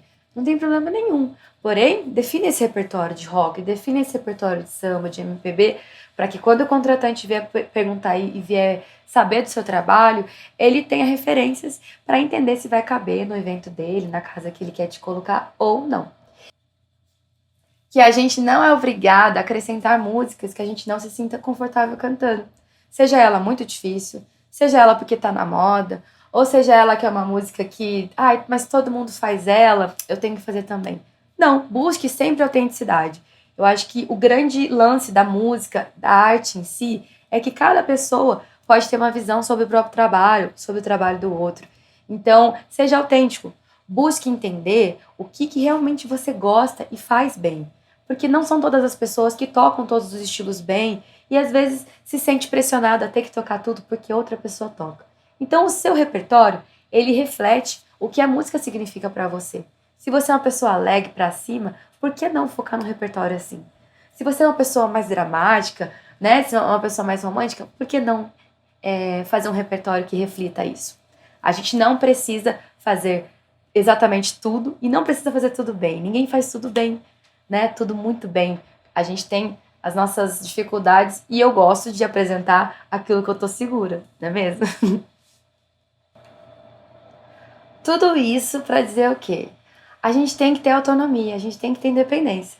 Eu sabendo o que eu quero tocar, eu sei os projetos que eu quero montar. Eu sabendo os projetos que eu quero montar, eu sei atrás de que eu que tenho que correr. Eu vou gravar um EP, eu vou gravar um vídeo, eu vou me apresentar, eu vou montar um projeto para alguma lei de incentivo. Dentro de tudo isso, é necessário você ter conhecimento do seu próprio trabalho e de como chegar a essas plataformas, de como fazer o seu trabalho ir para outros lugares. Para isso, a gente tem a tecnologia hoje. Você tendo home studio em casa facilita sim a sua vida, mas não quer dizer que você não possa também estudar alguns termos, algumas maneiras de se entender um pouco mais essa fase inicial de começar uma música, porque tudo é linguagem. Então, quando você vai conversar com alguém para te ajudar a fazer o seu trabalho, se vocês não conversarem a mesma linguagem, fica muito difícil essa interação. Então, toda informação, ela é importante. Então, se informe sobre o que você quer passar para o público. Qual é o seu show? Qual é o seu repertório? Dentro disso, quais as músicas que você considera que você faz melhor? Essas músicas aqui são melhores. Então, essas músicas eu vou explorar um pouco mais. Eu vou gravar um EP e vou soltar dessas músicas. Um trabalho que seja de releitura. Mas para isso eu preciso gravar, né? Será que eu consigo gravar sozinha? Se eu não gravar sozinha em casa, se eu for para um estúdio, será que eu consigo me comunicar com as pessoas que vão fazer esse trabalho para que elas consigam trazer a ideia musical, a ideia de sonoridade que eu busco realmente no meu trabalho? Para isso a gente tem que ter acesso às informações e às ferramentas. Então eu espero ter ajudado para você tentar se encontrar um pouquinho mais dentro desse universo que é a arte, que é a música, que não é fácil. Eu acho que, por falar por mim mesma, assim, eu como operária da música, eu gosto de muita coisa e eu sinto muita dificuldade quando eu vou me dedicar às minhas coisas independentes, inéditas, porque são muitas influências. Mas eu creio que o fato de eu conseguir me expressar tanto no lance de captação, algumas partes técnicas, isso me ajuda para que haja um entendimento maior. E quando eu entro em estúdio ou quando eu vou captar na minha casa, eu consigo passar maior autenticidade possível. E eu acho que a música e a arte se trata disso, autenticidade e identificação. Um beijo para vocês.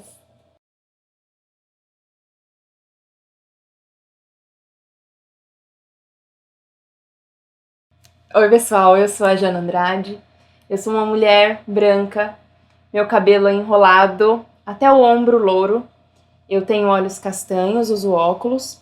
Estou usando agora uma blusa verde escura e uma saia verde clara. eu vou falar hoje para vocês sobre técnica vocal. Cantar é lindo. Eu costumo dizer que cantar e o cantor é a peça-chave para que toda a representação sonora que aquela banda, toda a representação artística que aquele pessoal quer entregar para o público é mais assertiva porque o cantor está lá. É a comunicação principal. Cantar é bastante importante. Eu costumo dizer também que o canto é um dos instrumentos mais difíceis e mais complexos de se dominar, porque é o nosso corpo. Para você que acredita que também tem uma mensagem musical a ser passada, é importante, além de ter essa mensagem a ser transmitida, a dominar esse instrumento. E é para isso que serve a técnica vocal, para que quanto mais você conheça o teu corpo, mais conheça as ferramentas que você tem, você possa trabalhar com mais assertividade. Também é importante ter a técnica vocal para que você não se machuque. Não é todo dia que a voz está com muita saúde. Às vezes a gente está cansado, às vezes a gente está estressado. Muitas vezes nós estamos com uma carga muito pesada de muitas coisas da semana. E tudo isso impacta no canto. Por isso que a técnica vocal nos apresenta ferramentas para que a gente possa minimizar os danos da própria saúde e não comprometer a arte que a gente precisa entregar. Eu vou falar aqui, dar algumas dicas hoje para vocês sobre coisas que eu descobri, estou descobrindo e vou descobrir ainda ao longo da minha vida, que me ajudaram muito e que pode ser que ajude você também. Antes de eu explicar algumas coisas sobre técnica vocal, eu vou trazer uma informação bem curiosa e bem legal. Acho que a gente nunca parou para pensar isso. Como é a produção do som? O som, ele é um fenômeno físico e ele acontece porque alguns fatores estão envolvidos nesse fenômeno físico.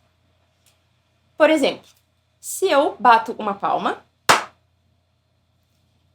é um som que você ouve e é sinal de que algumas coisas aconteceram ali.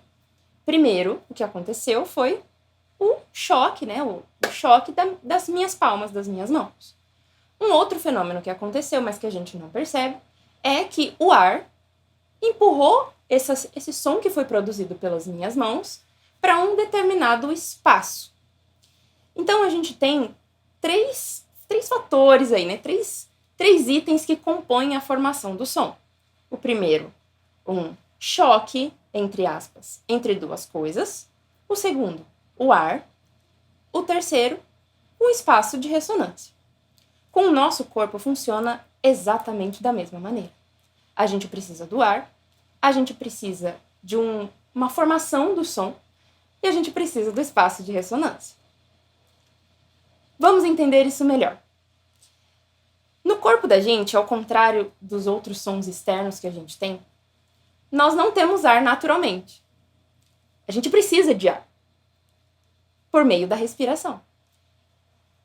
Além da respiração, que está dentro do nosso pulmão, a hora que o ar é solto, ou seja, no momento da expiração, é que as minhas pregas vocais, e as suas também, para você que fala, as nossas pregas vocais se fecham com um mecanismo cerebral, a cabeça sabe que você tem que falar, cidadão. E elas vão se fechar, fazendo então uma movimentação por causa do ar que está passando ali e rompendo essas pregas vocais. Este som que foi produzido vai se expandir em um determinado espaço. No nosso caso, do nosso corpo, é o espaço do rosto, da boca. Então a gente tem todo o espaço oral, então a mandíbula que abre e fecha. Nós temos a língua que se movimenta de maneiras diferentes. Nós temos o espaço do nariz, são as cavidades nasais que a gente chama. Todo esse espaço oco faz com que o nosso som ressoe. Eu vou ensinar para vocês algumas coisas bem legais sobre cada um desses itens. O primeiro, da respiração. O segundo, da fonte sonora, no caso as pregas vocais, que ficam bem aqui na região do pescoço. E se você quiser colocar os seus dedos na região do pescoço, você vai sentir um ossinho, e é exatamente ali que está a sua laringe, com as suas pregas vocais. E por fim, vamos falar do espaço de ressonância, que é onde está ali o que vai ressoar esse som todo que foi produzido pelas pregas vocais. É isso que a gente vai ver agora. Agora eu vou exemplificar melhor e também ensinar vocês, mesmo que nesse espacinho de tempo, né, que a gente tem, a dominar um pouquinho melhor todas essas variáveis. Ou seja, as da respiração, as da fonte sonora, né, da nossa prega vocal, nossa laringe, que está aqui no pescoço, e depois do nosso trato vocal, da nossa parte de ressonância do som. Vamos começar pela respiração, tá? Eu vou me levantar, estou me virando para o meu lado direito, apenas o meu rosto vai voltar para a câmera vez ou outra, de modo que eu possa conversar com vocês, e vou exemplificar algumas coisas aqui, tá? Existe um modo de respirar que não é o modo ideal para o canto, que é aquela respiração que a gente faz quando vai ao médico, que ele pede para que a gente respire fundo, né? E aí nós respiramos assim. Essa respiração, ela não é errada, mas ela não nos ajuda para cantar, porque a gente acaba tendo menos controle da expiração, que é na expiração, não sei se vocês lembram, mas é na expiração que todo o som acontece, né? Lá nas pregas vocais. Então, para a gente aprender a ter mais controle deste ar que está saindo, nós precisamos de uma musculatura auxiliar, que muitos chamam de apoio. E essa é uma palavra que fica muito subjetiva. O que é apoio? Apoio é a musculatura que nós temos aqui na região pélvica. Nós temos a musculatura, aquela do tanquinho, que era para ter aqui, no caso não tem. E a gente tem a musculatura do diafragma, que está lá dentro do nosso corpo, separando os pulmões das vísceras. O que acontece com o diafragma? Ele é uma musculatura reta, dividindo aí o pulmão dos nossos demais órgãos, e ele abaixa, o diafragma abaixa, toda vez que nós vamos inspirar. Quando nós expiramos, ele faz uma força contrária, elevando-se bastante, e a gente consegue ter mais controle desse ar que está saindo. Eu vou demonstrar para vocês agora como essa expiração e essa inspiração funcionam. Prestem bastante atenção na região da minha barriga, na região do meu tórax, aqui em cima, e na região da minha costela. Tá? Vamos lá. Inspirei, vou expirar pela boca. O que aconteceu aqui? Quando eu inspirei, a minha barriga foi para frente e eu acionei toda a musculatura que existe ali. É a mesma musculatura da risada. Dá uma risada aí para você ver. Ha! Ha! Ha! Essa musculatura que é acionada é a mesma que nós vamos acionar para cantar. Então eu vou inspirar. Vou pensar que eu estou imitando uma grávida, minha barriga vai toda lá para frente, minha musculatura vai ficar toda tensionada e eu vou expirar pela boca. Vocês perceberam que aqui na minha região do tórax praticamente nada se moveu? Nós não tivemos nenhum movimento aqui, bem pequeno, né? Tudo é meio interligado. Mas ela não foi tão significativa como aquela inspiração profunda que a gente faz no médico. Mais uma vez, inspirei, soltei pela boca e a barriga voltou aqui ao normal. Um exercício bem legal para vocês em casa é tentar fazer essa musculatura com esse controle mental mesmo. Põe na sua cabeça que a sua barriga e todos os músculos estão sendo acionados. E nós vamos soltar esse ar que foi introduzido dentro de nós num som de S. Tá? Esse exercício parece bobo, mas ele é o mais essencial para a nossa respiração, porque nós conseguimos, com esse ar que está saindo, controlar muito bem todo o ar que está saindo. Então vamos lá. Vou demonstrar para vocês. Inspirei. Vou soltar em S.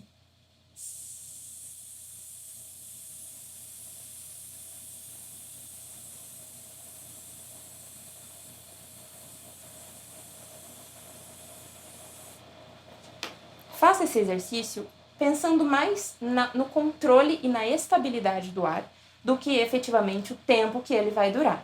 O tempo vem com o tempo. Conforme mais treino, mais a gente consegue alongar e prolongar a nossa capacidade muscular. Tá? Nossa segunda respiração, que é ideal também para o canto, tanto quanto esta primeira, é a que nós chamamos de intercostal. Nós vamos abrir, expandir muito mais a nossa costela. Né? Então, enquanto na primeira respiração eu expandi o meu pulmão na região vertical, nesta segunda eu vou expandi-lo mais pela região lateral. Vou exemplificar aqui para vocês. Prestem novamente bastante atenção na região do meu tórax, o que vai acontecer, e eu vou explicar depois o que aconteceu. Inspirei pela costela. Expirei pela boca. Mais uma vez. Agora em outro ângulo. Vou me virar para frente para a câmera. Inspirei. Expirei. Essa inspiração, ela é conduzida pelos músculos que nós temos entre as costelas, fora das costelas e também dentro das costelas. O que aconteceu aqui? A minha costela abriu muito mais do que na minha respiração silene, do que na minha respiração normal para a vida. Isso porque conforme o treino, a gente consegue controlar melhor essas musculaturas e nosso pulmão expande-se melhor. O exercício para treinar esse controle, você pode colocar a sua mão abaixo do seu peito, né, ou do seu seio, e você vai respirar normalmente, apenas para identificar o que está acontecendo ali, só para sentir. Então, respira e solta. Inspira e solta. Você vai ver que vai se mexer a costela, ela vai abrir e vai soltar. Conforme você faz isso com mais intensidade, essa musculatura tende a ficar mais forte, mais rígida, né? Mais rígida, mais empenhada. Então você vai apertar bem a tua costela e vai meio que lutar com a tua costela e com a sua mão que está abaixo do seu peito. De modo que a sua mão abra ainda mais conforme você inspira. Na hora de expirar, você aperta essa costela com a sua mão e solta esse ar. Vou fazer mais uma vez. Inspirei. Abriu a minha mão. Vou expirar. Minha mão vai se fechando. Um outro exercício que a gente pode também aprender a controlar melhor é o do S, mas agora pensando em outra musculatura. Exemplo. Inspirei. E vou soltar em S.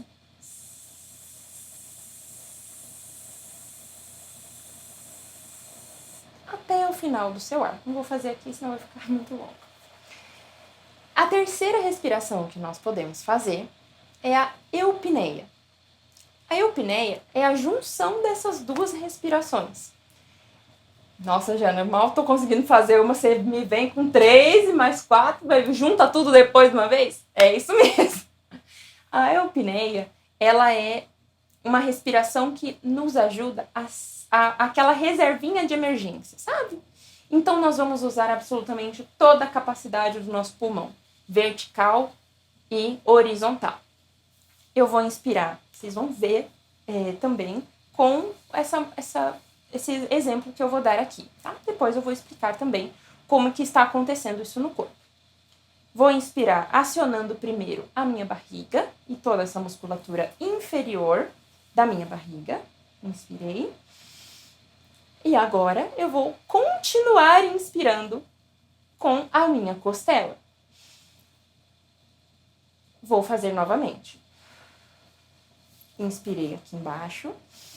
Vou inspirar pela lateral da costela e vou soltar.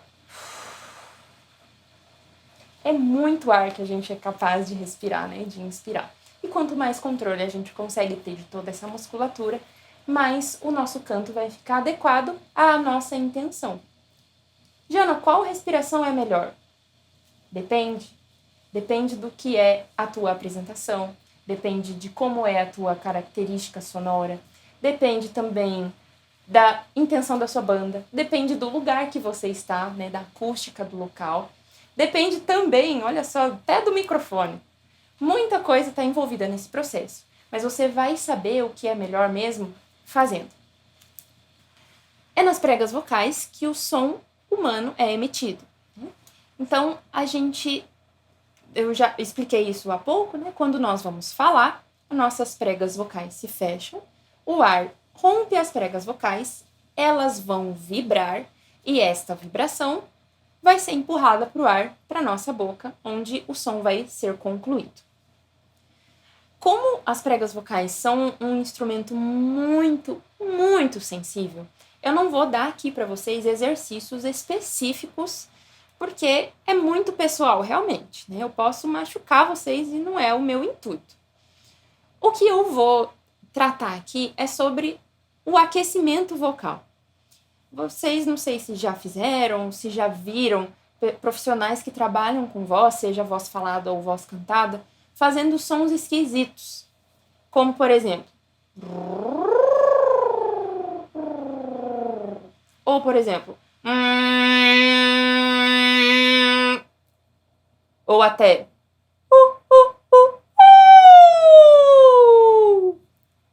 Esses são sons, de fato, não é tão comum, né, no dia a dia, mas são exercícios bastante necessários para que a nossa prega vocal seja preparada para a intenção do som na pressão que é com o canto.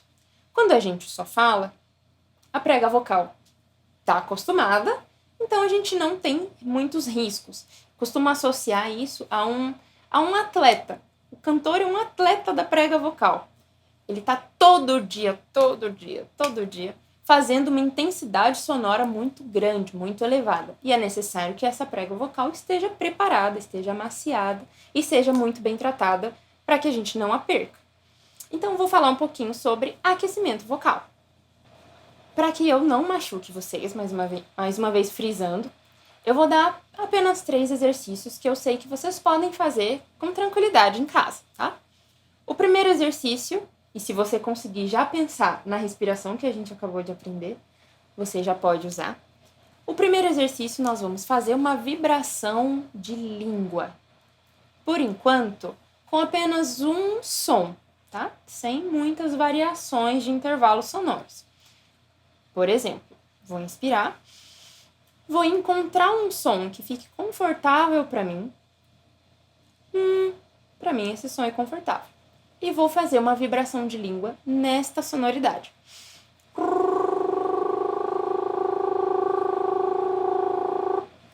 Eu vou vibrar a pontinha da minha língua entre o céu da boca e os dentes de cima. E você pode fazer isso de 2 maneiras. Com um biquinho, fazendo RU, ou também relaxando bem o seu maxilar.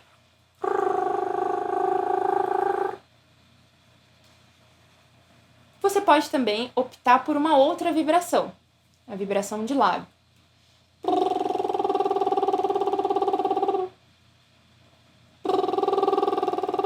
Eu vou realmente apenas encostar os meus lábios bem superficialmente, eles estão muito leves, e vou empurrar um som também de modo muito leve. É bastante importante que a gente tenha sempre isso em mente no momento do aquecimento. Fazer como se fosse um carinho, como se estivesse abraçando um bebê, bem levezinho, tá? Se nenhuma das 2 vibrações for possível para você, você pode optar por uma vogal que tenha o mesmo intuito de vibração. Por exemplo, as letras Z de Zazá, Z, ou V de Vitória. Então, esse é o exercício. Escolha uma nota que seja tranquila para você, você pode fazer. Por que a vibração? Essa vibração faz com que a nossa prega vocal fique o tempo todo fechada, faz com que o nosso fluxo de ar esteja passando de maneira constante e eu possa controlar melhor esse ar. E em outro ponto, faz com que toda a região da minha face seja também vibrada e acionada para o momento do canto e da intenção sonora. Agora nós vamos falar da nossa última parte. Nós vamos falar sobre nosso terceiro fator, que é o espaço de ressonância. No nosso caso, né, no caso do corpo humano, o espaço de ressonância, né, que eu falei que é toda a região do rosto, das fossas nasais, da mandíbula. Ao contrário do que possivelmente a gente imagina, ou às vezes nem imagina, é que o som que é produzido lá nas pregas vocais, aqui na nossa laringe, é um som bem feio. Não é o mesmo som desse bonitinho da voz humana que a gente ouve aí. O som da nossa prega vocal, ele é muito grosso, são sons muito destratados, desorganizados. Acho que essa palavra é boa. E esses sons vão tomar forma de vogal, forma de consoante, forma de fonemas, forma de intenção, quando chega aqui em cima, no nosso trato vocal. É por isso que leva esse nome, trato vocal. Ele trata todo o som que foi produzido lá embaixo na prega vocal. Que são a faringe, que é aquela parede atrás ali da boca. Se porventura você quiser se olhar no espelho, você pode abrir bem a sua boca e olhar lá no fundo, vai ser aquela parede comprida vermelha. Nós temos também a mandíbula, que abre e fecha com diferentes inclinações e intensidade. Nós temos a língua, que também se movimenta de maneiras diferentes, modificando o espaço interno da boca. A gente tem o que nós chamamos de palato duro e mole, que é o céu da boca e a parte de trás. Se você levar a ponta da sua língua lá no fundo, você vai ver que tem uma pelezinha que se mexe, e aquela pele é como fosse uma alavanca que sobe e desce, facilitando ou não a passagem do som para o nariz. E, por último e não menos importante, a região dos seios aqui, das fossas nasais, que também é um emissor de som. Isso é um som com bastante ressonância na parte do nariz, por exemplo. Eu também não vou passar exercícios específicos, porque nós precisamos de intenções. Por exemplo, eu posso, modificando esse som aqui, fazer diferentes emissões sonoras, ainda que a minha respiração e a minha fonte sonora tenham emitido o mesmo som. Por exemplo, I waited till I saw the sun. Peguem só essa frase como referência. I waited till I saw the sun.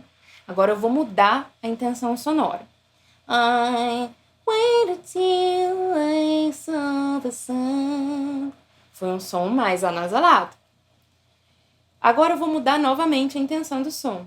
I waited till I saw the sun. Ficou um som mais robusto, mais traseiro, que a gente chama, um som mais embolado. Quase não dava para perceber o som. Não tem certo ou errado. Mas existe a minha intenção sonora.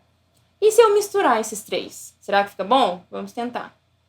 I waited till I saw the sun. Misturei. Coloquei a primeira intenção sonora, coloquei uma outra projeção um pouquinho mais traseira e uma outra projeção mais nasal no final ali, para trazer um som meio, sei lá, country. Vamos fazer agora alguns exercícios que podem melhorar a sua dicção. Vou passar o exercício de relaxamento do trato vocal, primeiramente. Nós vamos fazer isso aqui. Vamos girar a língua ao redor da boca 10 vezes para um lado, 10 vezes para o outro, com uma certa intensidade. Não é para fazer tão relaxado, mas também não precisa botar muita pressão, senão machuca. Como este exemplo. Ao final, você vai sentir um certo relaxamento Pode ser que sinta cãibra, e é normal, né? Sentir um pouquinho de cãibra, mas não é normal permanecer na dor. Então, se sentiu essa sensação, é que o exercício está fazendo efeito, tá certo? Mas pode parar um pouco, relaxa, depois você retoma. Um outro exercício para relaxamento do trato vocal, também acionar essa musculatura. Você vai colocar a língua e pressionar de um único lado da boca. Eu estou pressionando a língua para o meu lado direito. Fica uns 15, 20 segundos em cada um dos lados. Isso também, mais uma vez, vai ajudar o relaxamento e acionamento da sua musculatura. Você também pode fazer massagens aqui na sua bochecha, indo aos olhos, descendo para a laringe, e aqui embaixo a gente tem a raiz da língua, próximo da mandíbula. E você vai fazendo massagens com a ponta dos dedos, bem lentamente, com leveza. Isso também nos ajuda a relaxar toda a região do trato vocal. Por último, um exercício de abertura. Se você puder e quiser, fique na frente do espelho e você vai abrir bem a sua boca, fazendo e emitindo sons e percebendo a diferença dos sons de acordo com o movimento da sua boca. Por exemplo,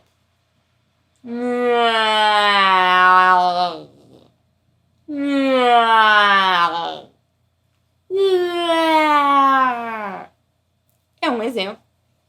Ficou um som bonito? Claro que não ficou um som bonito. Mas o intuito não é emitir um som bonito. O intuito é você perceber o que você está fazendo com o som de acordo com o movimento que você faz com o corpo. Gente, cantar não é tão fácil como parece, né? Depois de ter todas essas informações, esse mundo de informação aqui. Mas não desanima, bicho. Não tem coisa mais prazerosa do que você conseguir atingir a alma de alguém com aquilo que você faz na tua alma. A técnica vocal vai te ajudar a atingir isso num curto espaço de tempo e com uma maneira saudável. Mas não desiste. Uma outra coisa também que eu vou dizer pra você é não se cobrar tanto. Às vezes a gente vê o fulano de tal, o XYZ, não sei das quantas, e se compara com essas pessoas, né? E tá tudo bem se comparar, também não acho que é ruim. Acontece que a gente não costuma se comparar com justiça. Então, fica tranquilo. Bota na sua cabeça que o que você tem para entregar para o mundo, só você tem para entregar para o mundo. E tudo acontece no teu tempo. Se você tiver a possibilidade de ter um acompanhamento profissional, vai ser excelente. Mas a gente tem também a era da internet, né? Você tá aqui me vendo agora e vendo tanta gente maravilhosa. E aprendendo tanto, né? Eu, inclusive, aprendi e aprendo muito com elas todos os dias nesse mundão aí. E acredito que essa era da internet, de tanta informação boa e gratuita, pode te ajudar muito a ir mais pra frente e mais rápido. O importante mesmo é você persistir com o que você tem para mostrar pro mundo e persistir também não esquecer de você. Cuida desse corpo, dessa voz, que eu tô ansiosa pra ouvir você também. Espero ter ajudado.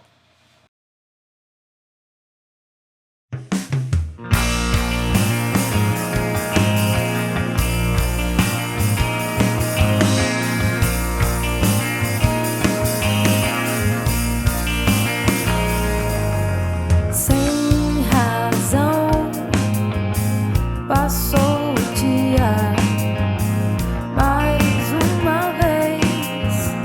Que agonia. Joguei fora as lembranças que não fazem mais sentido.